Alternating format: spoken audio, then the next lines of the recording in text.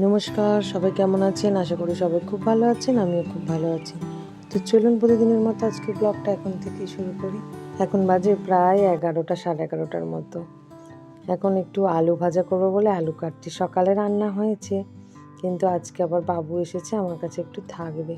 কারণ আজকে বৌদি যাবে মাকে দেখতে, তো সেই কারণে ও একটু আমার কাছে থাকবে। তো সকালে হালকা করে একটু রান্না করেছিলাম, একটু লাউ চিংড়ি করেছিলাম চচ্চড়ির বদলে, আর তারপর একটু শুধু শুকনো মাছের ঝাল, আলু ছাড়া। তো বেচারি ছোট মানুষ কি খাবে, তাই একটু আলু ভাজছি। তবে আলুটা ভাজছি এই কারণেই, ওই একটু বায়না করলো চিপস করছে।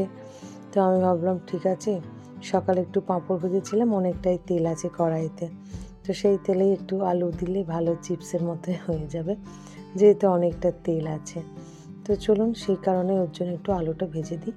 তবে শুধু ওর জন্য বলবো না, আমরা সবাই খাবো। চিনি দেখুন ইন্ডাকশানের ওপরে বসে আছে, প্রায় দিন এখন এই জায়গাটায় ও বসবে। আর ওর এটা খুব প্রিয় জায়গা, এখান থেকে জানলা দিয়ে ভালোই সব কিছু রাস্তার দেখতে পাই, তো সেই কারণে।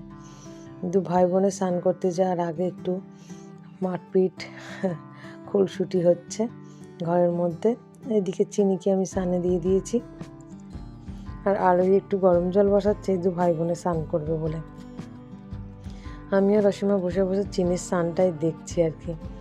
ওই এতটা সময় নিয়ে এখন স্নান করে, আমি তাই ভাবছি গরম আরও পড়লেও কি করবে, পাগল করে দেবে আমাকে স্নান করার জন্য।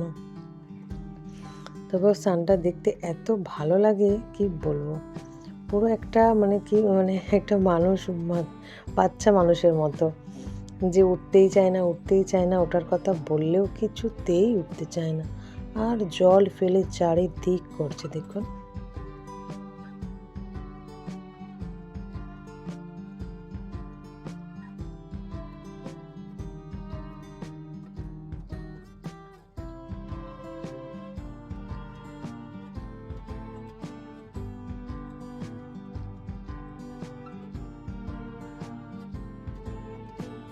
চিনির এই খুলসুটিগুলো দেখতে আমরা সবাই খুব ভালোবাসি। বিকালটা হলেই জানেন, অসীমা যখন এসে আমাকে ডাকে, আমি হয়তো শুয়ে বসে ঘরের মধ্যেই থাকি, ও খুব চিৎকার করে করে বলবে মা মা, মানে বাইরে যাওয়ার জন্য।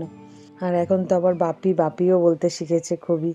এত ভালো লাগে না, যেমন ছোট্ট বাচ্চাকে কথা শেখানোর পরে সে কথা বলে, ওরও তেমন আমাদের সাথে হচ্ছে আর কি। যেটা বলছি যখনই ও বলতে শিখছে, আমাদের এত ভালো লাগছে ওর ওই ছোট্ট মুখে শুনতে। যাই হোক, আজকে কি রান্না করেছি আপনাদেরকে দেখালাম। একটু লাউ চিংড়ি, একটু মাছের ঝাল, আর এখন আমি তেলের মধ্যে আলুটা দিয়ে দিলাম। একটু আলুটা ভেজে নিয়ে তারপর আমি স্নানে যাব। ওদিকে আরোহীর আর বাবু স্নান হয়ে গেছে, ওরা দুজনেই এখন ঠাকুর নমস্কার করছে। আর আমারও মোটামুটি আলু ভাজা হয়ে গেছে, শুধু জাস্ট নুন দিয়ে ভেজে নিয়েছি। এরপরে আমরা ভাত খেতে বসবো।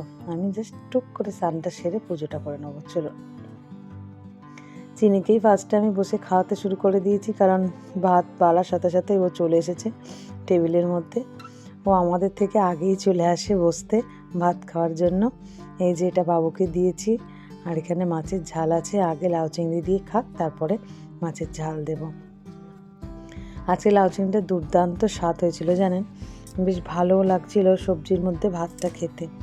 আরও আজকে একটা ভালো কথাও আছে বা খবর আছে বলতে পারেন। আজকে বৌদি গিয়েছিল যখন হসপিটালে, মায়ের সাথে একটু ভিডিও কলে কথাও বলিয়েছে আমাকে।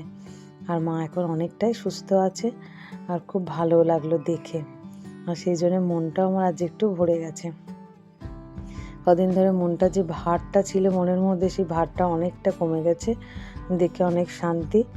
তবে আশা করছি, ঠাকুরের কাছে প্রার্থনা করছি খুব তাড়াতাড়ি বাড়ি চলে আসবে। তবে এবারে আসলে আমার কাছেই কিছুদিন রেখে দেবো, আর বাড়িতে যেতে দেবো না। তবে জানেন, আজকে খাওয়া দাওয়াটা নিয়ে বাবুর অনেকটা সমস্যা হচ্ছে। লাউ চিংড়িটায় হালকা একটু ঝাল হয়ে গেছে সেই কারণে। তবে কিন্তু খুব ভালোভাবেই খাচ্ছে এবং ভালোও লাগছে বলছে। আর জলের গ্লাস তো ছাড়ছেই না, জল দিয়ে দিয়েই ভাতটা প্রায় খেয়ে ফেলছে। কিন্তু ভালো লাগছে ওর খেতে, এটাও বলছে বারবার, বলছে ভালো হয়েছে কিন্তু ঝাল হয়েছে। ছেলে মানুষ তো, আসলে একটু মিষ্টি দিয়েছিলাম, কিন্তু তার থেকেও বেশি দুটো শুকনো লঙ্কা দিয়ে যেহেতু সম্বরেছি, সেই ঝালটাই বেশি হয়ে গেছে।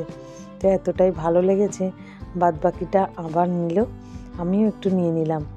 ব্যাস, আজকে লাউ চিংড়ি একদম সুন্দরভাবে শেষও হয়ে গেল। আর তরকারিপত্র দুপুরে না এরকম শেষ হয়ে গেলে আমার খুব ভালো লাগে। পড়ে থাকলে সন্ধ্যাবেলা কে খাবে না খাবে মুখ চাচাই, তার থেকে এরকম সুন্দরভাবে পরিমাণ মতো থাকলো, করেছি, খুব ভালো লাগলো সবার খেয়ে।